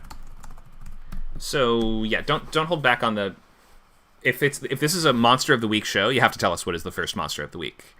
So you can clarify that threat and the antagonist here, and also just like all the world's top occultists are dead. What were the top occultists doing? Like, why did we need them? I guess that's what you say. The characters are desperate to solve this problem. Why so desperate? So you could just sort of underline the stakes a little bit. Like with superheroes, it's a little easier since you can kind of really quickly buy the idea that like in Invincible, right? There's superheroes, they fight all the bad stuff, and then by episode 1, Omni-Man kills them all, right? In Invincible. Yep. Here, I feel like it's a little less like the idea that there are like for every like Jason Voorhees, there's a Tommy Jarvis, like some sort of a even I don't know, a Van Helsing type figure to kind of keep this stuff at bay, if you will. Okay. Is that too like niche? Oh no, I think that's fine. It's kind of cool actually that every villain has an equal and opposite hero sort of thing. I think so in terms of the stakes though, you're saying the occultists are dead. What's the problem? What's the ticking? What were those occultists doing that was so important? I guess if it was something like, and the next victim will be blank, right? Like, we're trying to stop the next murder. But in our case, the victims are already dead, and now that they are dead, I'm not sure if this is going to lead to more problems. So you can highlight the stakes. If there's some kind of ticking clock here, then you could include that to give us the higher sense of where the urgency is coming from. But I think more important is just really put center stage what your problem of the week is. What is the threat? What is the antagonist? Because we're going to want to know what sort of threats these horror creatures are dealing with. And also, like, getting the impression of the scale and scope of those conflicts. So if it's like a mugger is on the loose, that's a way different series than the first episode is an elder god is on the loose. I see. Thank you. Okay, so any questions on this one? Does it? I know you've said that like it's an idea that's been done before. I totally agree. This is pretty much entirely born out of my frustrations with like existing media like Hellboy and Suicide Squad, because I feel like they have really good premises that they don't really deliver on enough. Is there any way like the exciting aspect of this for me is that in most horror media, it's it's a human versus a monster, right? It's Buffy versus the vampires. Yeah. So like I guess the super galaxy brain subversion I'm trying to do here is it's monsters versus monsters, right? It's things that are just about equally as bad. It's just one of them happens to be on like a tight leash. Yeah. Do you think there's like an effective way to convey like that specifically? I guess like especially in the pilot logline. I think if you're going to try to find this element of uniqueness to highlight in a logline sense, you're going to want to define a main character more carefully. So in the pilot logline, you've sort of made it seem like the director of the agency is the main character, which I think I have asked a little bit about before, and maybe you are still working it out, so you're not 100% sure how the balance of these characters will work. That's okay. But we're interested in a main character. Go ahead. Ideally, the director is pretty much the character that is followed the most consistently. Again, that's the other thing I'm kind of trying to do with a bit more, like, maybe it's too ambitious, but he did, at least in the first few episodes, like, the idea that everyone is expendable. There isn't, like, a single main character that who you know for a fact is going to make it from start to finish. Because I know main characters are necessary, and obviously they'll be there, but it feels like it just sometimes, derails the narrative, derails the stakes a little bit, right? Okay. Again, like, Rick isn't going to die in The Walking Dead. Daryl isn't going to die in The Walking Dead. Some random schmo, like, third-party character will die in The Walking Dead. Right. But it could be the main character's wife or kid. I mean, like, that's pretty built into... I mean, you're right, the main character doesn't usually die, but almost anyone else is fair game in those. So, I guess for yours, I think if this is going to be a show about the leader of this organization, then that's a whole different show than if it's about a member of this organization. And I know that you can split the attention and screen time in different ways, so you should just kind of think and zero in on how you want to do that. Because the challenges and conflicts that are going to come up and matter for this character are way different than they would matter for a member of the team. If we're focusing on the leader of this squad, then this kind of becomes a moral problem. I mean, do they have an issue with sending people to die and, like, picking their suicide squad of monster killers and sending them to kill other monsters? Like, is there any moral challenge or ambiguity for that character in this job? Absolutely, yes. Okay, great. That would be something to put front and center then, in that case. And the challenges could be something like, I'm starting to actually be friends with my squad members. This is terrible, right? I need to remain more distant from them. Things like that. That could be interesting conflicts. They hate me. I mean, that would be a big part of it too, right? If I do want to... Go ahead. I'm so sorry. I interrupted you. Please finish. No, you're good. I was almost done. I was just saying. So the sort of conflict between that main character and the team will be really central to that narrative too. Mm-hmm. I mean, they'd probably be trying to escape all the time. Go ahead. I'm so sorry. I keep talking over you. No, you're totally fine. There's always delays on Discord. Go for it. If I want to establish that, like, it is ultimately largely focused on the team itself, and the director, if you will, itself is more of an anchor. Like, yes, they are a prominent character. They stay here from start to finish, but they aren't. It's not entirely focused on them. Mm-hmm. Then I do have to clamp down on a single protagonist, right? I think so. Unless because a show wouldn't work if it was just like, this is a random group of leads. Some of them die every season, so we end up with a whole new group of leads next time. I mean, I guess we just talked about Walking Dead, which basically does do that. But it still has the main character that is the through line, right? It still has like a cast of like 4 to 5 characters who we know aren't dying. Yeah, at least until several seasons down the line, in which case their contract runs up or whatever. Yeah, so I think if you have a central lead character of this team, that would be useful for us because it also tells us, like, this character is a representative of what the other members of the team. Like, let's think of Hellboy, for instance. Hellboy is a demon that files his horns down, has cut off his horns and files them down because he's trying to reject his past and be good. That is like a version of what every member of the team is. They're all kind of like that. They're all monster people. You have a fishman. You have the pyromaniac. She's like Firestarter from the Stephen King book. You have all these characters that are all basically demons that have filed off their horns. Like, that's sort of one of them stands in for all of them and tells us, what is this world like? What is the central theme of this series? So I think picking that lead is going to be super important in defining what makes your show unique and also what helps to generate your unique story engine. Oh yes, I absolutely have a lead. The goal is just to keep it maybe ambiguous for maybe the first episode or two who exactly is the lead. You know. Okay, that might be tricky. If you think that's like overscoping or that's too ambitious or that's just going to make the whole thing feel like a mess, then I'm absolutely like you said, kill your darlings. So sure, yeah. It's just that when you're only able to write a pilot, and the central element or mechanic of your show doesn't manifest until later down the line, then your pilot no longer is a representative sample of what the show is. And in general, the pilot should be like a trailer for the rest of the show. It says, here's a sample of the kind of fun, the kind of arcs that we'll be having in just this one episode that will then you can watch for more of those, or you can watch to see that continued and to see all the mysteries fully unspooled and things like that.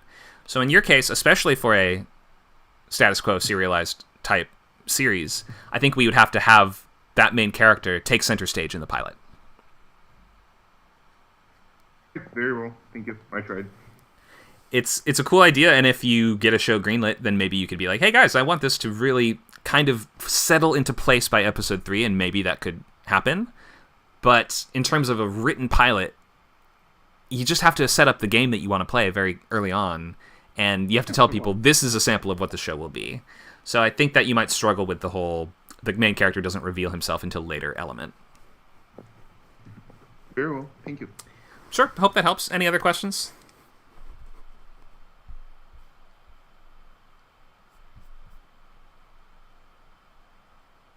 Okay. Thank you, Vincent. Okie doke. I think we have at least one more.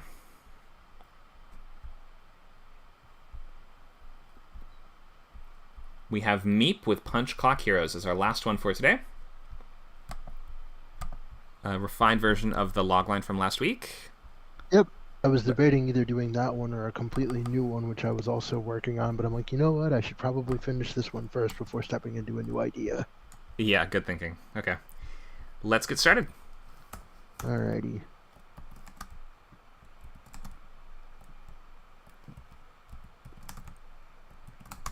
Whenever you're ready.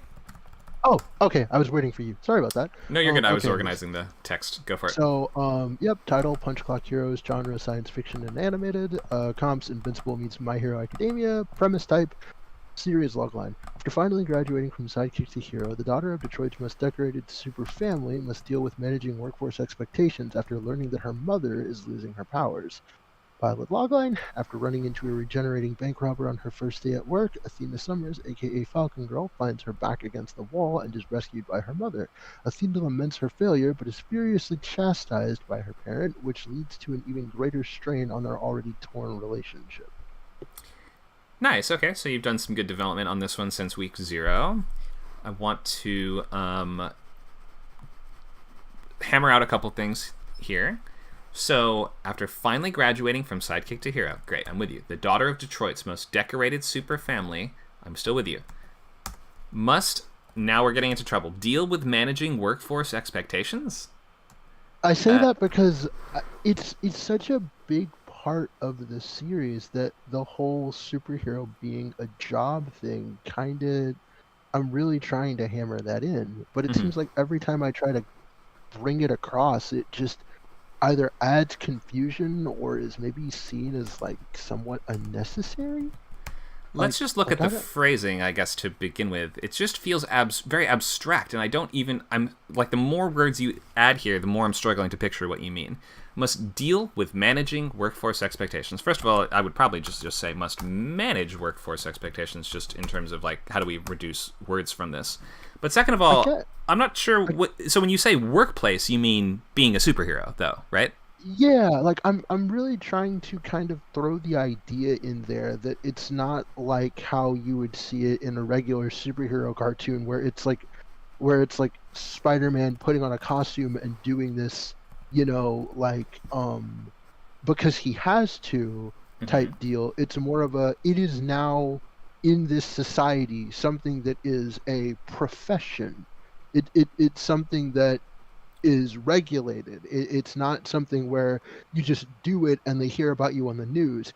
It's something where people will probably know other individuals that have gone into that particular line of work. Being a superhero isn't some hidden thing. It's a job that people have. And who employs you? There's an organization called Caleb that does that. It's basically a government system that effectively works with law enforcement and superheroes in order to kind of keep everything together. Sort of like in Invincible, there's an organization, I don't remember the name of it right now, that they work for, and they're always trying to get Mark's father, Omni-Man, to sort of join their little system. But in this case, it's kind of like this organization, Caleb, basically replaces the police force and also happens to have, like, superheroes working under their employ, like, basically through them. Like, it's just a federal law enforcement superhero program, then, in that case, right? Yes. Okay. I understand. I'm with you. I think that you just need to frame your central conflict in more concrete, understandable terms. So you're saying... So let me ask this question. Her mom's losing her powers. What does that mean for our main character? Why is that a problem? Because the main character is not trying to fill her mother's role, but now that she finds out that her mother is losing her powers, she's sort of kind of somewhat forced to step up into that position, despite it not being something that she doesn't exactly want to do. This is how you should frame the conflict of your show. So it's forced to... I figured I should have said that. Fill her mother's shoes. I was thinking too, yeah. Something like that. So managing workforce expectations is so abstract compared to, I need to prove to people that I can be my mom. The thing about it is that that's kind of the other sort of side of the conflict, is that it's not a job she wants, but it's one she kind of has to take on now. Because sort of the conflict is that her mother is, like, losing her powers, and her mother has been kind of telling her for years, like, you need to be this good. And she's just like, why? There are so many other heroes out here. Not that this is basically like a thing that a lot of people are doing. Why does it have to be me? And her mother's whole thing is like, because if it's not you and I'm not here, I don't know what's going to happen to you. It's kind of like a sort of a paternal sort of thing. She has all of the tools to be this amazing hero, but just doesn't feel she has to be. But now without her mother, she kind of has to face a world where there kind of is no number one anymore.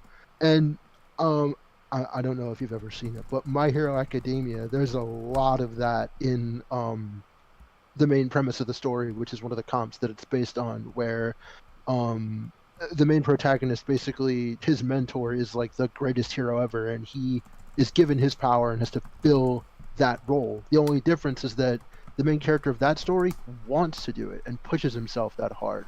The main character of this story does not want to do it, but more than likely will probably still have to.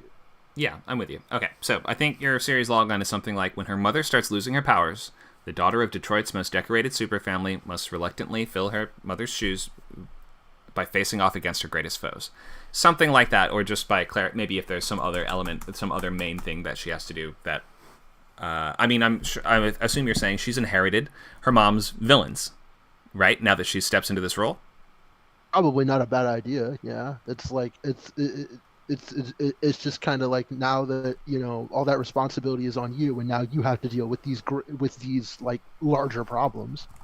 Yeah, Not okay. something I considered, but definitely an idea. Yeah, I mean, I think that's a fun basis. You don't have to use that, but I've inherited my mom. Like, if you don't want to step into this role, maybe one of the clear reasons why could be I don't want to inherit my parents' rogues gallery of villains that are now going to be after me. I'm just starting. I'm not ready to face all the Joker and Mr. Freeze and whatever.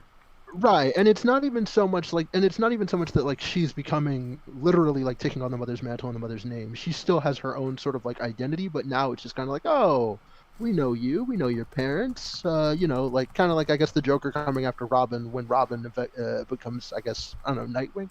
Mhm. Just a way of phrasing it. Okay, Sorry, guys. Just go ahead. reminder: we're starting up a new writing with partners workshop. Oh yeah, I guess we just a do minute? have to wrap up. So that will be starting basically right now. Go ahead, Nacho. Yeah. So unfortunately, when we end this event, it may kick people out of the room, so you just have to rejoin. So apologies for that, but that's kind of how this stage channel works. It won't Okay. let you start the new one until you end this one. Yeah. So I hope that gave you a little bit to work on for the series logline. The pilot logline for you, Meep, I'll look at later today and send you a message just to give you feedback on that. But hope that helps Thanks, you just a little bit. Yeah, on yeah, this. no, I appreciate it. I'll definitely put that into consideration. Just remove that and just make it a little bit more straightforward, which isn't a bad idea. Sure. Highlight that family dynamic. Simplify that conflict. Don't make it feel abstract at all. Mm-hmm. Got it.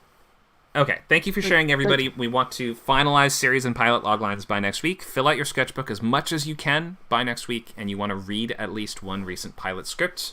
We have a link to a website here which has tons of great scripts to read. I'm going to leave it in the chat. We have a Writing with Partners workshop starting now, so we'll be back. I'll be back in 5 minutes for that to get started. Thanks, guys, for joining this TV writing class. We hope to see you soon for your next Script Camp class or event. Make sure to sign up for membership on scriptcamp.net if you want to take the rest of this course. Thanks a lot, guys. Have a great rest of your weekend.